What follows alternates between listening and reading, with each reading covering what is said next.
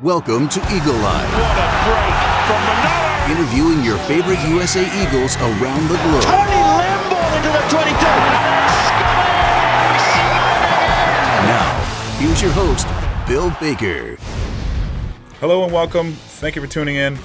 When you get a second, please like, subscribe, and follow either on YouTube, podcast, wherever you're watching this or listening to it. I really appreciate it.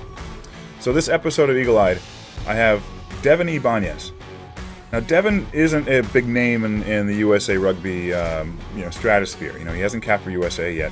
He has won a gold in the Maccabiah Games for USA, but he hasn't played for the senior side. Not to say he won't be able to do it one day, but he hasn't yet. But the reason why we have him on today is he's been in the press a lot lately, and you might have heard of him already. Devin, a little over a month ago, came out openly as gay, and he did so on an Instagram post, and we talk about that. And we talk about what it means to him and what he hopes it means to other rugby players out there, professional, not professional, either way, and what it means to come out and play and be himself. So we not only tackle that, not only talk about how important that was to him and his partner and how he's dealt through COVID and some pretty bad stuff this past year, but we cover a lot more. We go back a ways, not too far. He's young still. We talk about him playing rugby in high school in Massachusetts, and then on to UMass, and then he started traveling down to Australia and played, or New Zealand played, ended up over in Europe with Scarborough, and at one point there, his life changed, and that was with a nasty injury that not only almost ended his rugby career, but almost ended his life. So that type of stuff made him really reassess who he is and where he is in life. So it's a really good interview, well worth the listen. Devin has a lot to say, and I'm looking forward to actually listening to it again as well. So thank you so much again for tuning in. Enjoy the interview. Hey, Devin. Thanks for jumping on, man. I really appreciate your time. No, absolutely. I'm happy to join you. You've been following my career for a while, actually. Yeah, and it's funny. It was not easy to find the news and all that stuff, because there was some good articles written in Scarborough days, whatever, but to dig up even just lineups for a match.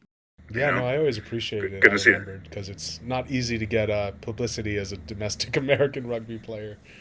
Absolutely. So where are you now, Devin? So I'm at my home in Brookline, Massachusetts, where I grew up. Is that where you started playing rugby in high school? Yeah. So I started at Brookline High, completely random with no perception or idea of what rugby even was. So I actually came into it because of a failed attempt at another sport, which was I tried my hand at baseball. I'd grown up just like a massive baseball fan. It was always my favorite sport. I would even umpire, but I never actually played it.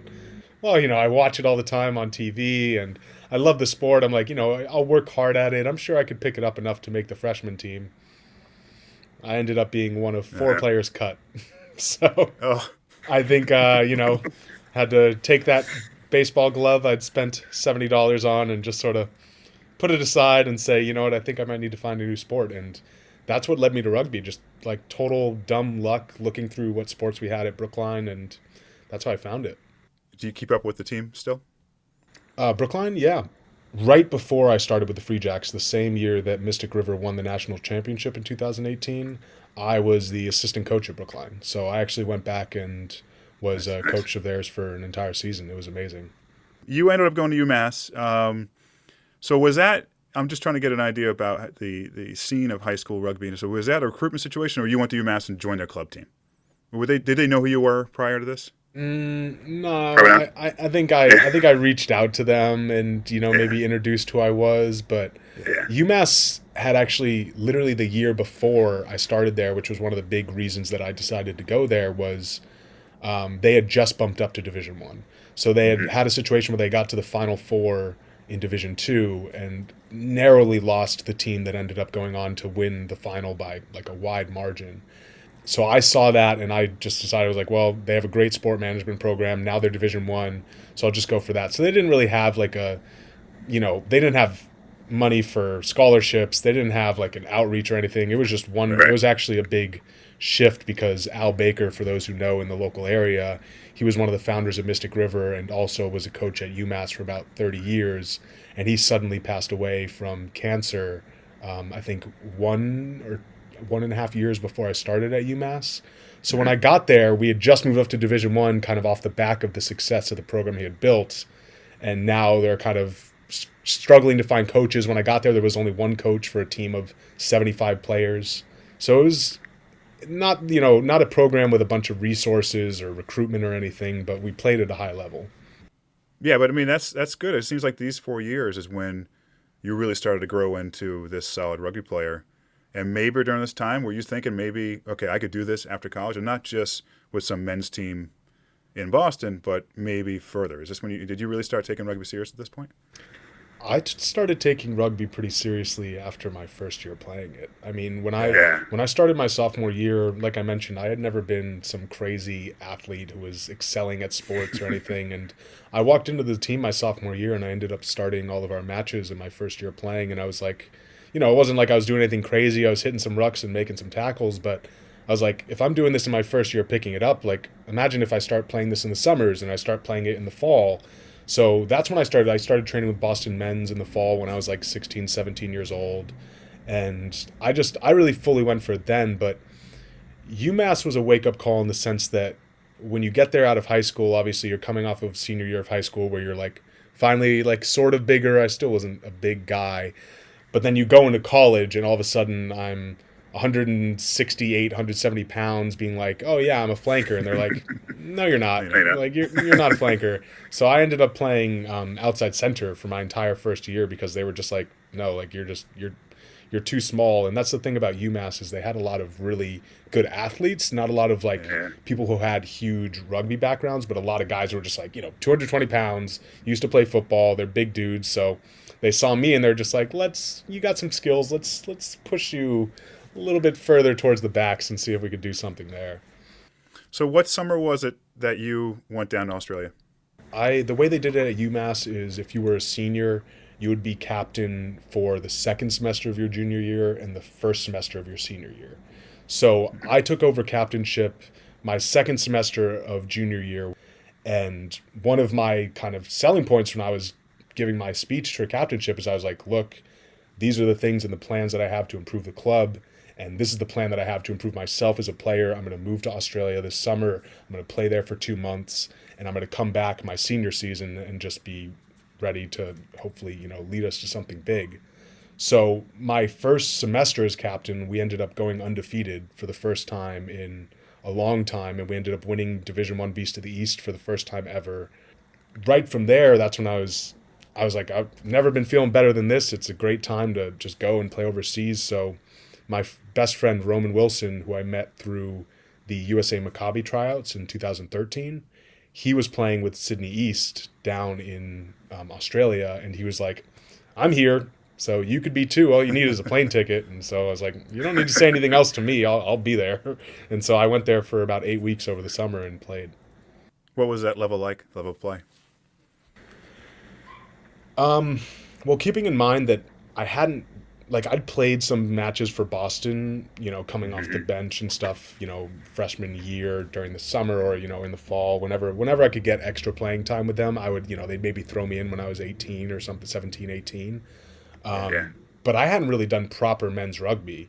So to go down there, so for those who don't know, Sydney East are part of the Shoot Shield. So that means they have to have 4 full men's sides fielded every single Saturday. I was there very much middle of the season, so I just walked in, started on the 4th side, and worked my way up to the 3rd side. And, I mean, even that level was above and beyond the highest level I'd played. I mean, you're surrounded by people who all of them have been playing for most of their life. Like, really the biggest difference between the 1st side and the 4th side is the fitness level. So it was a really challenging level for me, and it was definitely like a big kind of wake-up call of how fast the game can be when played right. But I was also playing 2 games every single Saturday. So I was playing with the Sydney East Rugby Club. They would do their subbies games that would or their 3rd and 4th games that would kick off at around 10:30, 11 a.m. I would go and I'd play those, and then I was also playing for the Sydney Maccabiah team, which they would play literally across the street was their home grounds. So when it was a home game, I would just pick my stuff up right after the game, and I would go, and they were a lower level team. They played in what is known as subbies rugby, and I think they were in the 6th or 7th division of subbies. So it's like shoot, shield, and then all the subbies teams. So I would play with them, and they would kick off at like 3 p.m. And I would go and play like 70 or 80 minutes with them. And just, things you can do when you're 20 years old. And in shape. Well, you're still pretty young. What do you mean things you can do when you're 20? But I don't think I'm 2 games every Saturday for 8 weeks straight young anymore. I think those days might be a little bit behind me. So after Australia went back to school, how long after that did you make your way now back to Southern Hemisphere again to New Zealand? So I went and did my senior year. Had a great time there. We had a lot of really solid success my senior year. And after being in Australia and then coming back to the US, especially going from like a men's level back to a college level locally, I was like, the game has slowed down for me tremendously. Yeah. I'm like, I can see the field now. I can see the things that I need to do. So I was like, I need to go back overseas because obviously Australia helped elevate me. So I was like, I need to figure out a way to get back to Australia. For me, I was like, I came in middle of the season. I have a club over there. I was like, I need to get to Australia. Unfortunately, I found out that I'd used my one working holiday visa, so Australia was no longer an option. I talked to a friend of mine, Richie Lobb, who was on Boston at the time, and I knew he was from New Zealand, and I told him, I was like, hey, I was going to go to Australia. That's not happening. I was like, if I could play in New Zealand, I can play anywhere. So I'm like, let's try it. Like, it's obviously kind of a daunting, scary thing for an American rugby player because you get this feedback that New Zealand is like some untouchable culture to play in. And that's how I did it. I talked to him. He put me in touch with his dad who knew a couple clubs there, and I just laid it out for them. I'm just like, hey, I'm buying a ticket. I'm going to be there. I'm going to be living in New Zealand. I just want a club to play for, and hopefully you can point me in the right direction of, hopefully some work or a place to stay. And I just kind of went out there on a bit of a prayer and hope for the best. New Zealanders not the best in the world about planning in advance and giving you clearly described details of what's going to happen, but I went with it. Every year so far, you're improving, and you're starting to get some accolades. If I read correctly, you Player of the Year with the New Zealand team. Is that where their level? Yeah, right. Yeah. So I mean, that was that's crazy. an honor. And what's also crazy is over my 4 years at UMass, I didn't win a single award. I didn't win Most Improved Player. I didn't win Forward of the Year. I didn't win MVP. Like literally anything you could name, I didn't win it. So to go from that and then to put myself in a position where no doubt I'm surrounded by the best players I've ever played around. I mean, like we had somebody who went on to go play Super Rugby as our starting outside center. We had Renee Ranger turn up to a match and play with us for a game. And like all these people with Super Rugby experience, international experience.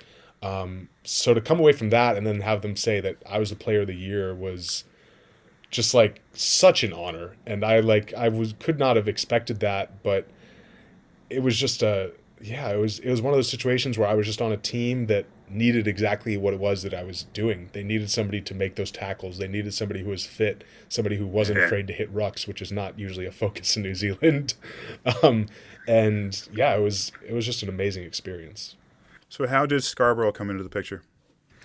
So that was same thing, right? You just have a teammate who has a connection somewhere and they kind of link you up. So I had a teammate who was our starting prop and starting kicker. Let's give some recognition for this athlete.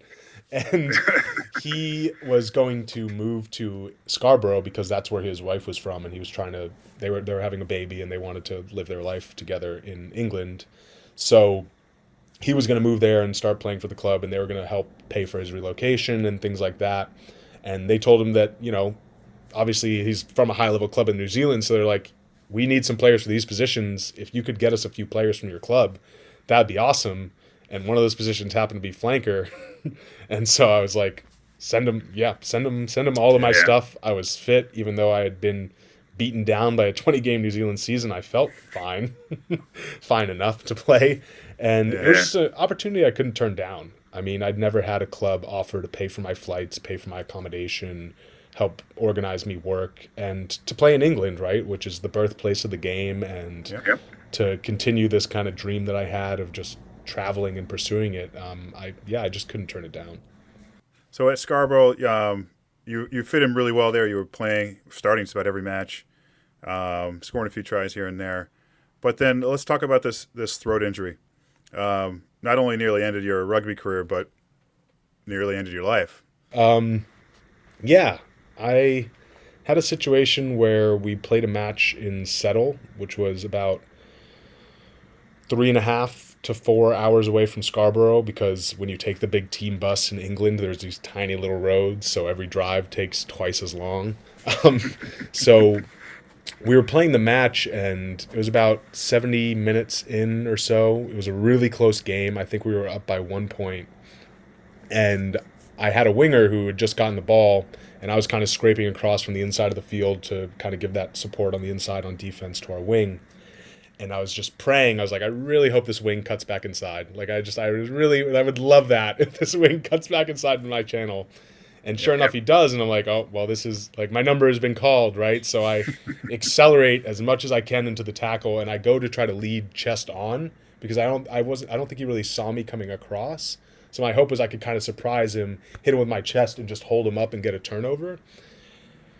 As I got closer, he was a bit of a shorter guy. His shoulder level was probably about here.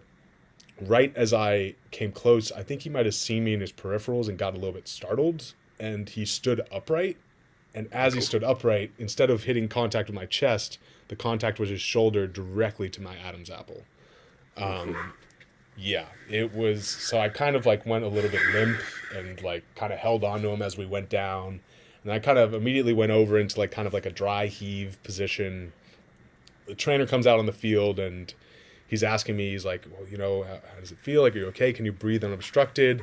And I'm just there and I'm trying to talk to him, but all that's coming out is just like this awful, like raspy Christian Bale Batman-esque voice, like barely getting words out. And I'm like, yeah, like it hurts to breathe, but like I can. And he's like, well, as long as you're able to breathe unobstructed, then you're fine to play on. If a trainer gives you that advice, guys, do not listen to him. Go off of the field. I did not. And I was like, okay, well, you know, I'm just going to have to make do the rest of this match without being able to talk to my teammates. So I'm out there scream whispering at people, just like doing my best to help in whatever way I can. We end up winning the match by 1 point. So it was like a crazy close match. And, you know, I make it through. I'm going to the locker room after. We're doing an after match watching the Six Nations. And that's when I felt like a little bit of a tickle in my throat. And I coughed. And when I coughed, it was just blood. It was just blood in my hand.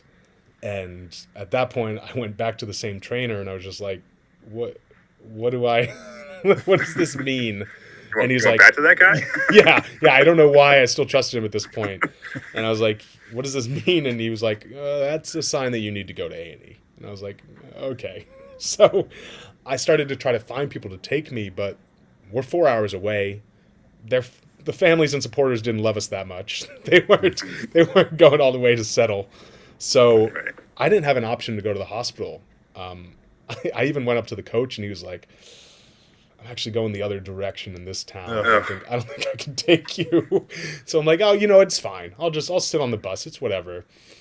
And so I'm waiting for the post-match stuff to finish up. And I remember just sitting on the back of a bus, just spitting into a cup because I couldn't swallow my own spit. It was so painful. Wow. And everyone comes back. They files on the bus. Everyone's all happy. They're like, Devin, mate, like, you got man of the match. And I'm just like, can we leave? Like, can we go now? And they end up stopping at a nearby town, having a drink up for an hour or so. We don't end up getting back to Scarborough until it's midnight. I mean, like, we're 6 hours past the time of my injury. And I have just this vivid memory of being on the team bus on the way back and just furiously going on my phone and Googling, just like, am I going to die? Like, is this injury going to kill me? I used all the data on my phone. I convinced myself, you know what, 6 hours from the injury, let's sleep it off, see how we feel. I sleep it off, and I wake up the next day on my back, and I wake up kind of like choking on my own spit a little bit. Mm-hmm. And I kind of sit up, and I'm like, oh, that was a little weird. And I go back to sleep, same exact thing happens a little bit later, and I'm like, I think I need to go to the hospital. I think I need to be safe here. And as soon as I got there and they kind of felt around the swelling and everything, they immediately phoned another hospital because they didn't have an ENT specialist locally in Scarborough. And as soon as they described my symptoms, they said, oh, he needs to be transported by ambulance immediately. Wow. And so that was my first ever ambulance transfer. I didn't bring anything with me to the hospital. I didn't even bring a charging cable. I was like, I'm just going to go in, they'll schedule me for a referral, and I'll be back later this week. So I get transferred to another hospital an hour away. And first thing they do is, they stick the camera up your nose and they're checking out things, the swelling, and saying, the swelling is really severe. We can't risk your airway closing. We need you to stay overnight. They put me on steroids for the swelling, oral morphine so that it doesn't hurt so much just in general, and some other painkillers. And I wake up the next day and almost all the swelling is gone. I feel great. I feel like $1 million. I'm planning to go home. They schedule a CAT scan to look at what was going on inside, and he's like, here's this little ring that sits above your airway. He's like, you fractured that ring in 2 places.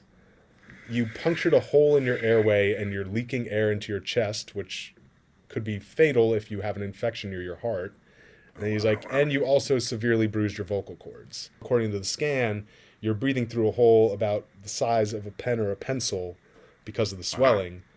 For me, that was shocking to hear because obviously I'd been in a situation where the swelling was way worse the night before. So it's very likely that I was extremely close to being in a situation where I wouldn't have been able to breathe. And if your airway closes and you're not near a medical professional, there's really nothing that they can do for you. So hearing that, and obviously compounding it with what I was telling you earlier about, when I was younger, playing 2 games in Australia, I always felt invincible, and having this realization that I'd been that close to a life-ending injury, not even just a career-ending injury, just playing, a Division 6 game in England, I was like, I had to really sit down and think about what is meaningful to me in rugby. I think it's an amazing opportunity that I was here to do this, but is this worth it to the point where I should be risking my life and pulling myself away from my friends and my family? And I know we're going to get into it later, but that was one of the moments that I had to evaluate what I wanted to do with my playing career. And one of those things that stuck out in my mind is I was like, I want to just be an openly gay athlete. I was like, I don't want this to have been the game that I died and that's just my career, right? I'm just a guy who went and I played overseas and I had a good run and I was a good player, but 90% of the people who I came across on that journey never really would have known that about myself, right? And then I kind of walled myself off in that way. So that was when it really kind of clicked with me that I needed to make some changes and kind of start working towards something that was more meaningful than just playing good rugby. So you spent a bunch of time getting ready for the Maccabiah Games. Obviously, your throat has healed. You're not running around with a neck brace on or anything, but you're training for that. You make your way over to Israel, and I don't know a lot about the Maccabiah Games. They sound like they're amazing. The atmosphere and the matches alone. I mean, was 2017. Was that your first one? Yeah, so I tried out in 2013, and kind of story of my life, I put everything I could possibly put into it, and I made these incredible improvements, but the fact of the matter was I was a 19-year-old flanker at 193 pounds trying to compete with people who'd been playing Division I men's rugby at 220 pounds with the same fitness level. So I was one of the last 6 players cut, and I didn't make the 2013 roster. I did both tryouts. I went all the way to Chula Vista, and I didn't end up making the team. So this was my first Maccabiah, but this time around I was actually one of the first players selected because while I was playing overseas in New Zealand, they just outright said, they're like, we've been following your career. Like, we want you in Maccabiah. We understand you can't make the tryouts because you're in New Zealand playing, but they're like, we do want to select you. So that was my first one. So who were you playing for at that point? Were you with Mystic River? No. So like I said, I had my throat injury in March of 2017, and the Maccabiah Games, you leave for them in June. So once I had my throat injury, and that was another thing that I really thought about is like Maccabiah is meaningful to me, right? Like I put everything into it 4 years ago and fell short. And now I'm in a position to follow through and show how much I've improved in that time. So the idea of risking that to just play at all in between now and then, I was like, I need to basically put myself in bubble wrap and make sure I'm healthy for Maccabiah. So I only did fitness training in that time. I didn't play any matches, and it was a really long road back from fracturing your throat, because obviously a lot of that is I couldn't get my heart rate up because it would push more air into my chest. So I had to take it very easy for a while. And I'd been doing all that training. I ended up playing a game of touch just, for fun to kind of stay sharp with the skills about 8 days before I left. And I went to go decelerate, and I hyperextended my leg and got a grade 2 tear in my hamstring. And I was devastated. Like I went home very, very candidly. I'll say I went home to my parents in tears, a complete mess, and just say, like, I can't believe that I threw this all away. Like 4 years of work, 8 days away from the games. Like I can't believe I've ruined this. But you didn't, though. You still made it, didn't you? I did still end up going. It was a situation where we've all been selected. We've all raised our money at this point. We're 8 days away. They're like, we're not going to replace you on the roster. Like, you earned this opportunity. I understand you tore your hamstring, but come along and let's see what happens. Once I got the diagnosis and I talked to the doctor, he was like, yeah, it's not impossible. It's very, very strongly advised against. I was like, I've heard enough. So I started PT. I tore my hamstring on Thursday, scans on a Friday, PT on a Monday. So by Monday, I'd already started PT, and I had 8 days before I left. But the thing is, Maccabiah has a long touring period where you're just going around and taking in the culture. So I had about 15 or 16 more days until the 15 matches started. Mm-hmm. So I had to miss the entire sevens tournament, which was devastating. And the whole time I was just doing any and everything you could think of. Like, PT wasn't enough. I had to do acupuncture. I had to do electrotherapy. I had to do chiropractors. Like, anything and anything I could, like, everything I could think of. I was like, I'm going to do it because I can't miss this. And I ended up missing the first game of 15s, which was against the Australian Maccabees, who, as you would assume, I knew about 80% of them because they'd been my teammates 2 years before. So that was like this massive moment that I wanted to have, playing against all my friends. And I had to sit there just with my bum hamstring and watch. Luckily, we won, and I kept kind of slowly working towards it. I ended up playing about 12 minutes in our quarterfinal. I played 20 minutes at the end of our game against Israel in the semifinal. We won all those, and final match rolled around, and I was just like, I'm one of the only people here who's getting healthier every day. Everyone else is getting beat down by these games. I'm like, I'm fresh, even if my hamstring is bum. And the coaching staff just backed me. They're just like, we know what you've done. We know what you're capable of. Like, we're going to start you for the gold medal match. And they started me at number 7 for the gold medal match against South Africa, of which we were heavy underdogs. We had played the same 3 teams. We were both undefeated, and we had beaten those same teams by a total of 40 points. South Africa had beaten them by about 130.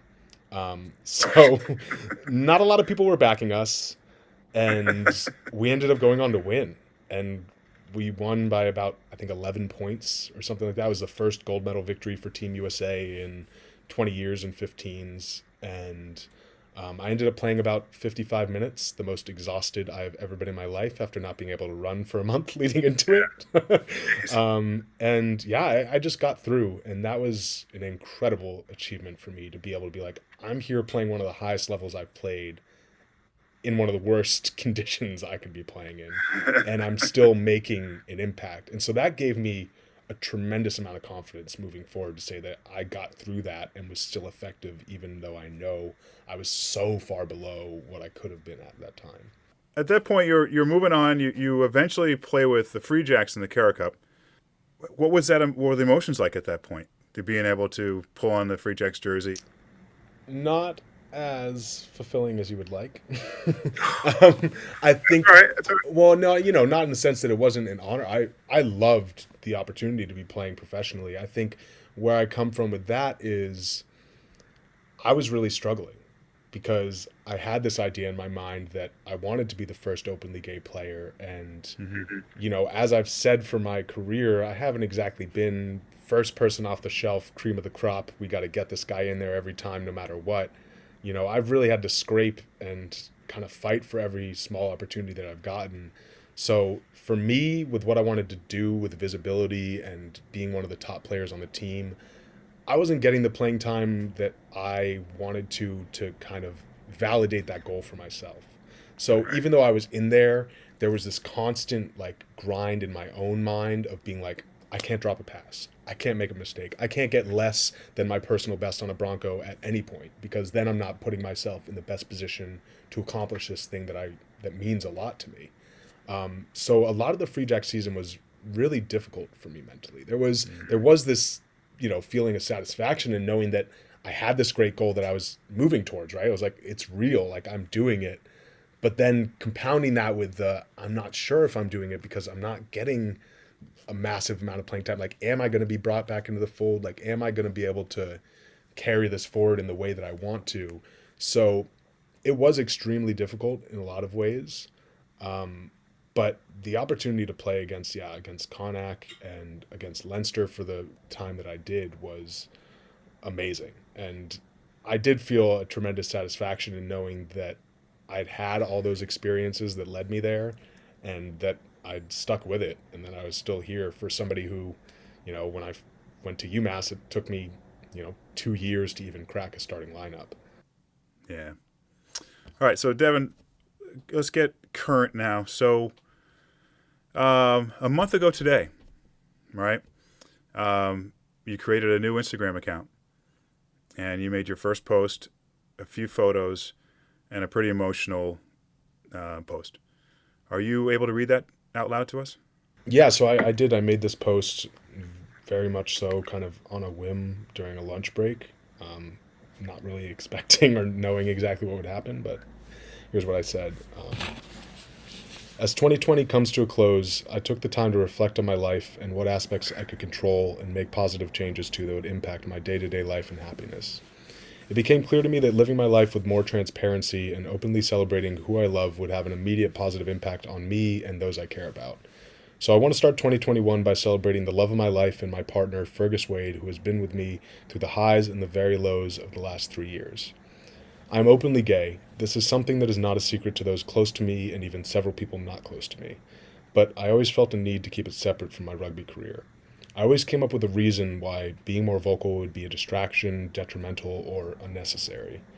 As the years went by, no level of success was enough to justify potentially losing opportunities within the sport, jeopardizing relationships, or making myself a target on the pitch. The final goal became, once I sign a pro contract, I will be more vocal and become the first openly gay MLR player.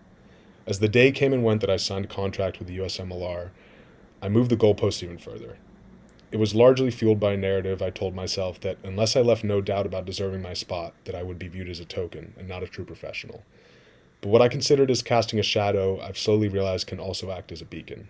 So I've decided to embrace what I once felt ashamed of, or once felt embarrassed of, and be proudly and shamelessly myself.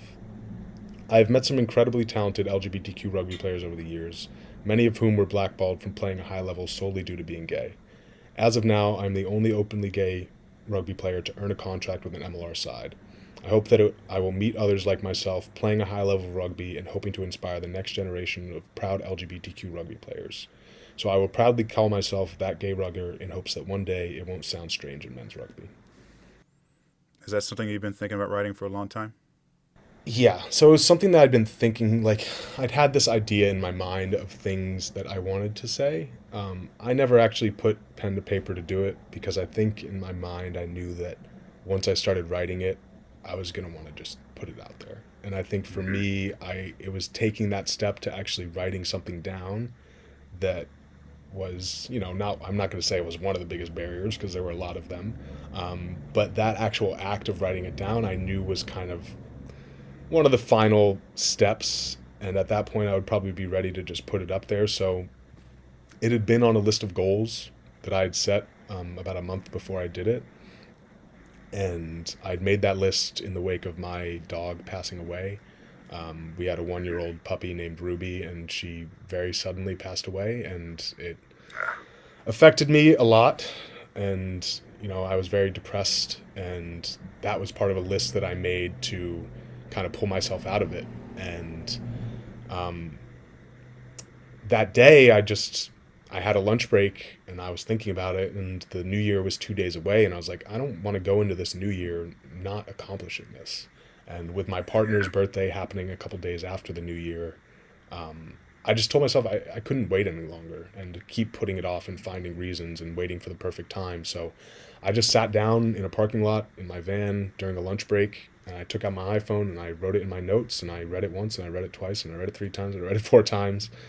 And I was like, you know what? Like, I can obsess over this and edit it and think about when to post it or if to post it, or I can just do it and do something that I know that I've wanted to do for all this time. And that's when I decided to just put it out there. And I wanted to surprise my partner as well, because we've been separated by the pandemic, and I thought that it would be a nice kind of boost for us. The response from my friends and family was amazing. I mean, my sister read the post and she texted me and being like, I hate you for making me cry in the subway in the middle of New York. Just like, and, Fergus was the same thing. He read it and was, immediately in tears. So it was really amazing. And my parents and my family were so incredibly proud of me, because they've always been so supportive of me. And I think they were just really happy to see me take that step and to be open in that way. Now, Fergus has been out for a number of years now. How important was it to him? How important was he in your process of coming out? Really important. I mean, and it's always hard, when you do these interviews, a lot of it, like, people want to know, like, what was your catalyst? And I'm like, well, I mentioned, like, my dog died. I had this life-threatening injury. I had this relationship. Like, there are so many catalysts, but Fergus was a huge one. I think that, as I mentioned, I'd moved the goalposts on myself a lot of times on doing this goal. And I think it's very different to be accountable to yourself versus to being accountable to somebody else. So it's like, now my putting it off wasn't just affecting me, it was affecting my partner, who I was asking to make his Instagram private so that, photos of me and him together wouldn't, cross over into my rugby circles, and little things like that. And not, asking him not to post photos of us on Facebook, and, small things like that, which are just, they sound small, but when you're in a relationship with somebody and starting in a relationship, it's like, well, is it because he doesn't feel comfortable being openly gay, or is it because he's not comfortable with me and ashamed of our relationship and what we have? And even though we had that discussion a lot of times, and I would always assure him that 100% was not the case, there's only so many times that you can say that and not follow through on it, and still feel authentic about it. You know what I mean? And I think that for me, I had just been putting it off so long, and it was something that he had made clear that he was going to be patient and that he was very supportive of me. And, I think in a lot of ways he tried to, show that it didn't bother him, but it obviously did. And I don't blame him, because we'd had all these amazing times together, and I couldn't really talk. Couldn't feel like I could talk to other people, or a lot of other people, about them. So right. I think as much as he downplayed it, I just knew that I couldn't keep. Is one thing for my own self, but I couldn't keep having that kind of effect on somebody who I cared so much about, especially during this kind of a year where everything is awful, right? We've all had, for the most part across the board, awful 2020s. And as somebody in a long distance relationship, like, that was amplified in a lot of ways. And I just thought that it was a thing that I could do that would make both of us happier. And has it? Absolutely. I mean, he's stuck by my side for 3 years.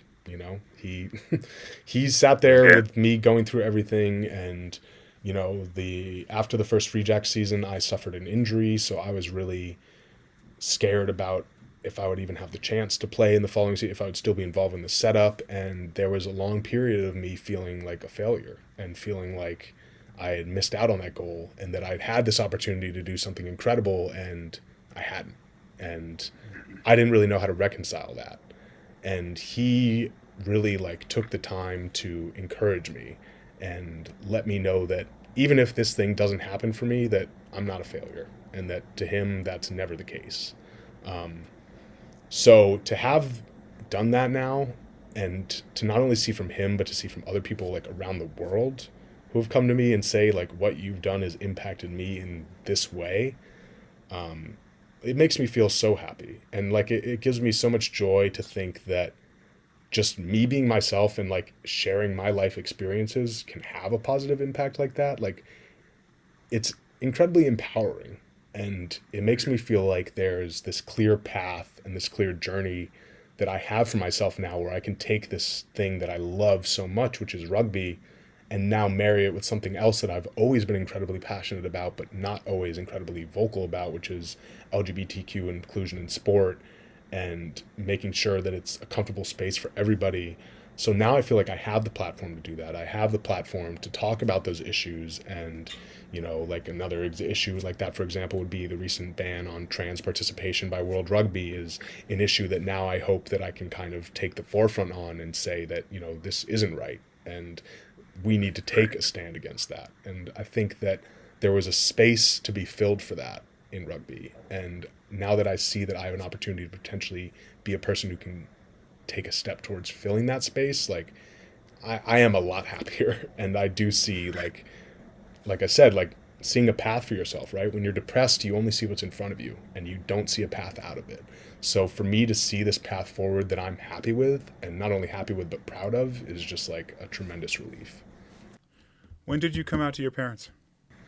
When I was 12 years old. 12. 12 years old, yep. So between 12 and 27, it was a bit of a gap there, I would say. So playing sports, I mean, especially as a young kid, you know, what were the difficulties you were battling, you know, with your sexuality, being around, say, you know, locker room or whatever else? You know, what were you tackling at that point? Well, lucky for me, there's no infrastructure in the United States for rugby, so we didn't have clubhouses or locker rooms. So okay, that issue was a lot less awkward. That was great. No, I mean, a lot of it was difficulty connecting with my teammates in a lot of ways. I mean, there was this issue of, obviously, there's still a really prevalent use of homophobic language in the sport, and a lot of players who feel comfortable using slurs during a match, or, you know, making jokes about each other being gay, and this whole, you know, age-old trope of, oh yeah, this person's gay because of this, this, and this. And that would affect me, obviously. I would do my best to laugh it off and fit in as much as I could. But it was always there.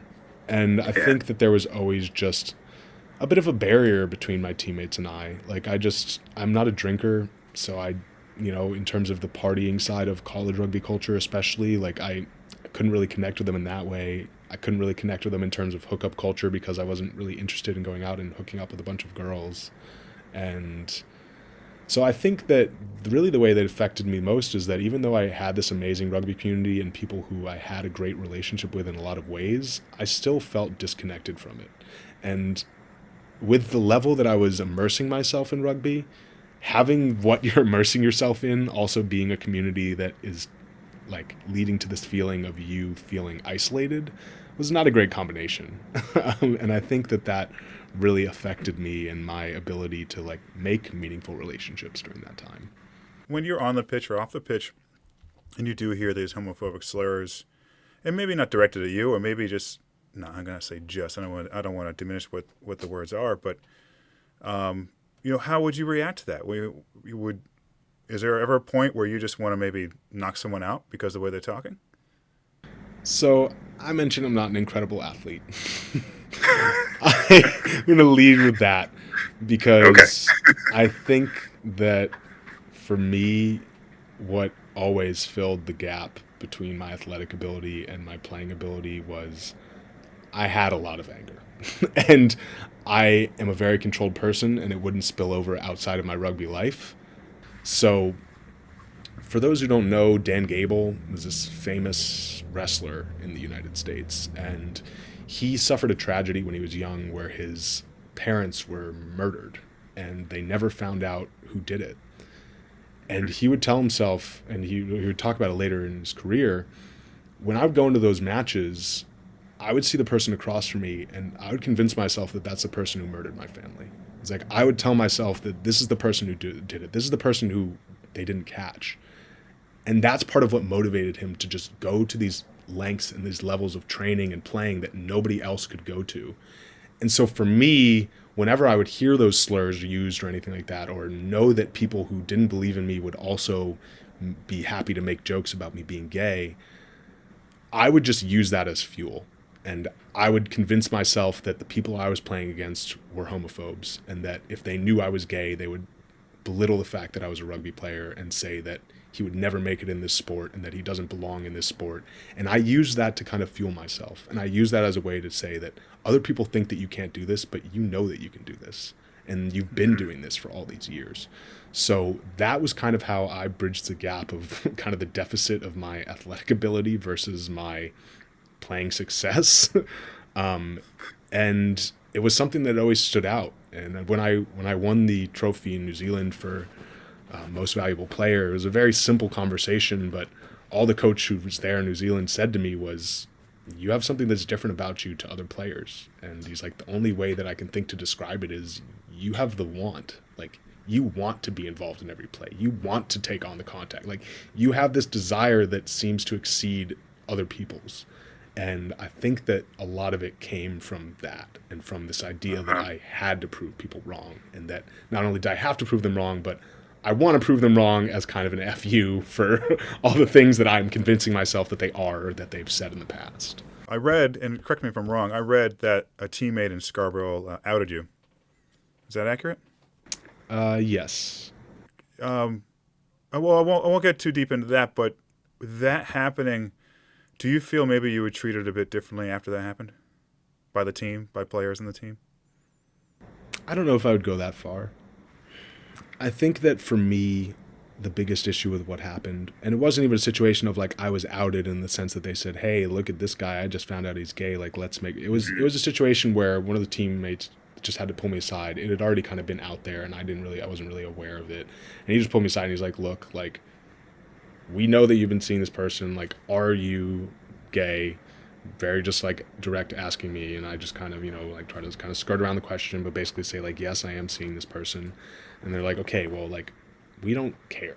we really don't care. And what sounds like it might be kind of like this great inclusive moment where everyone brings you in and is like, yeah, like we don't really care about this. It was, for me, who's somebody as a private person who wasn't really doing it on my own terms or ready to be doing that at that time and just there to play, it kind of made me feel uncomfortable having my business out there in that way when I hadn't been the one to impart that information.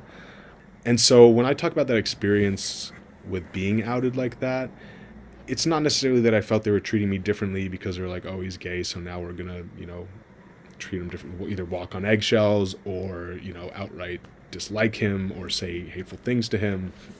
It was more that they were too comfortable with it, and that they were too comfortable with this idea that I was gay and that they knew about it and that, I had not really told them, but I guess they felt maybe I'd told them that.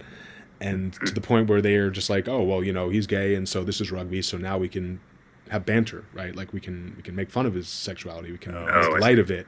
And there's a situation where, I had been coaching and there was one of my teammates who made a joke about my sexuality in front of kids who I was coaching who obviously didn't know. And as somebody who was trying to coach kids, it's not exactly your favorite thing to have your sexuality brought up when you're a coach of male players who a lot of them are probably immature and not unlikely to be saying things that are homophobic behind your back or in front of you. And so that made me really uncomfortable. And I really did not like that experience of having people who felt like, oh, well, it's a thing now, so we can just make fun of him about it and it's fine. Like, it's not really the same if you're going to think about doing that to a athlete. If he comes to you on his terms and he's fine with you guys having some banter here and there, like, that's cool. But that situation was not a good one for me. So you look at people that might inspire you. You remember the Welsh player, international Gareth Thomas came out. Mark Bingham, the 9/11 hero. What do people like them mean to you? Mark Bingham especially. I mean, Gareth Thomas is amazing, and his story definitely impacted me. But Mark Bingham especially was a huge influence on me. I actually went to my first Bingham Cup right after we won the national championship with Mystic River. and I was going to be playing. It was the following weekend from the national championship, and I was like, I'm going to go and I'm going to play. Sure enough, I had broken, as I do, you'll notice another theme, I broke my hand in the semifinal and played in the final, and then I was like, maybe let's not push our luck and play in a tournament the week after that. So I was there sitting out, and I actually got the chance to meet Mark Bingham's mother. And her name was Alice Hoagland, for those who don't know, and actually she just passed away suddenly last week, which was really difficult to hear. But I met her at that tournament, and I told her a little bit about myself. I didn't mention that I'd had these plans to come out as gay. I mean, I think that when you're at an all-gay tournament and a player comes up to you, you can kind of make some inferences about their background a little bit.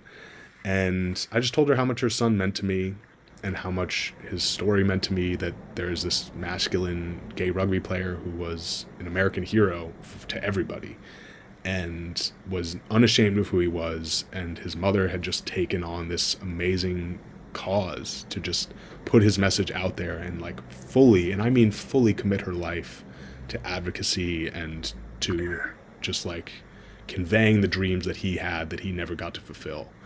And meeting her in person was such a meaningful experience to me that I didn't know was going to be meaningful. And it was actually later that day that I was speaking to a friend of mine at Bingham, and I just said, I think I want to be the first openly gay U.S. rugby player. I'm like, we just won the national championship. I was one of the solid, top players on our team. If we're the top Division I club and we're the best club in the country and I'm one of the solid players on that team, it stands to reason that there would be a place for me on an MLR side.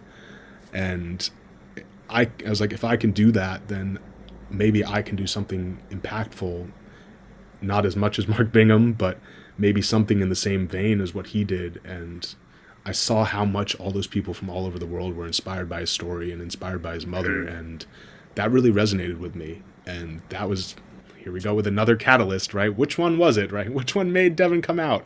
That was another really amazing moment that kind of sank in for me, that this is something that not only I want to do, but it's something that I could do.